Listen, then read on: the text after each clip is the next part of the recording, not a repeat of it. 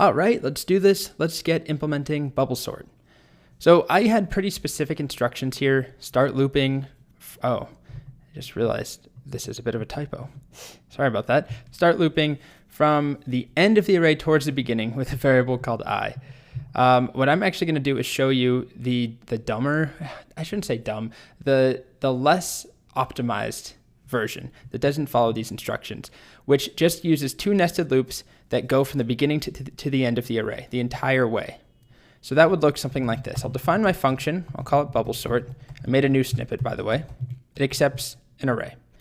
And we know at the end it's going to return that array. And let's say I'm going to call it with a super simple array like 37, 45. I have such a tendency to pick odd numbers like this. It's not on purpose. Okay, we'll put 8 in there. Okay, so this is what we start with.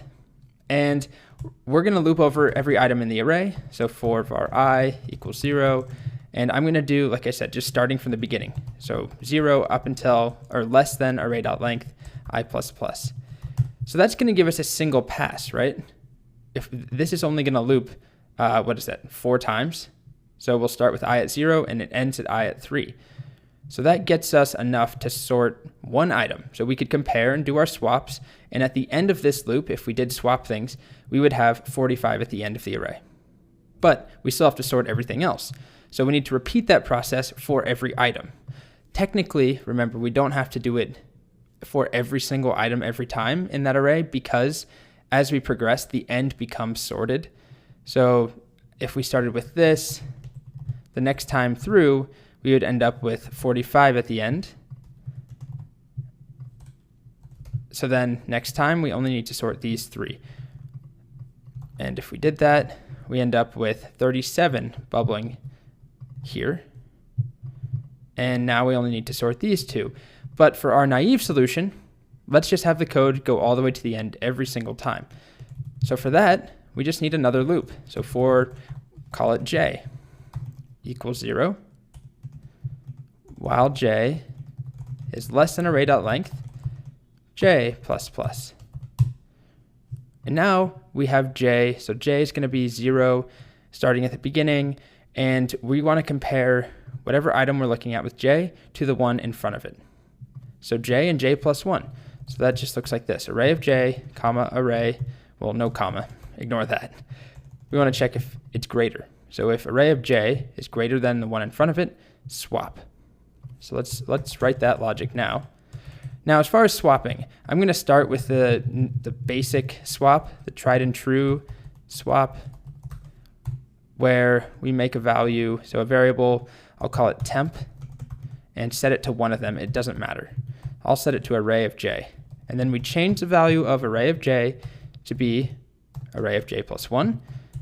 Thankfully, we saved the old version in our temp variable. So now we set array of j+1 equal to temp. Okay? And that's actually it. This is a working version of bubble sort, but it's just not optimized because of what we talked about. It keeps running over and over. And there's actually another small problem. Let's start by printing out up here, console.log, what the array looks like as we go. All right, let's see if it works. Here's our first pass. We had 37, 45, 29, and 8. We compared the two, 37 and 45. We don't swap. Now we move on. J is incremented by 1. So we compare 45 and 29. And we do swap. You can see that change reflected the next time through. Then we compare 45 and 8. And once again, we swap. And so that's what happens here. 8 and 45. That looks good. We have 45 at the end. But here's the problem. And actually, I've changed my mind a little bit. I think what will even be clearer is if rather than just printing the array, console.log array, if we also print what we're comparing. So I'm going to do array of j and array of j+1. So we can see the comparison as it happens. Let me clear my console here. Run it again. Okay, so now you can see we're comparing 37, 45, 45, 29, 45, and 8. But then 45 and undefined. So what happened is that we went too far. J hit the end of this loop at 45. Well, j is equal to 3, index of 3, and we're comparing it to index of 4, which there isn't. So we're comparing 45 and undefined. Now our sort still works, but we're going too long. We don't need to do this. Not to mention the fact that Now we know 45 is sorted. So we start over. We compare these two, 37 and 29. That is a swap, right? So we do swap them. Then we have 37 and 8. We swap again. And we should be done with this iteration. We should start over and start sorting this. But instead, we compare 37 and 45. But we know that that's already sorted. 45 isn't moving. Nothing is going to be higher than 45 because of the way bubble sort works. It is cemented in place the first time through. So we have a needless comparison. And once again, next time through, you'll see we do the same thing, 37 and 45. There's no reason. So what we want to do is basically at the beginning, we want to make 3 comparisons. So there's 4 items in this array. We want to have 3 comparisons, 1, 2, 1, 2, 3. And then we should start over and next time only make 2 comparisons. This comparison right here, 37 and 29, and then 37 and 8. And then next time through, we should make 1 comparison. Does that make sense? We want to shrink the number of comparisons we're making because we're sorting the array as we go. So the solution to that, if we come and make a couple edits, the first is that I'm actually going to change the way this loop is set up. I'm now going to follow the pseudocode I set up. We're going to start with a variable I that goes from the end of the array towards the beginning. So that looks like this. Set I to be array.length, and we go while I is greater than 0. I minus minus. The reason we do this is so that we can use I in the definition of the loop for j. So j now runs while less than I dot, or I minus 1. What am I saying? Dot. I minus 1. Okay, so at the very beginning, our array length is 4. Well, it's always 4, but I starts at 4. So then this loop, the inner loop, we're going to compare j is less than 4 minus 1. So 3 comparisons. This gives us 3 comparisons the first time through. Because I is 4, that means j goes 4 minus 1, 3. Next time through, I has gone down, I minus minus. So we end up with I equal to 3. So then we have j less than 3 minus 1. So that means 2. This loop will run while j is less than 2.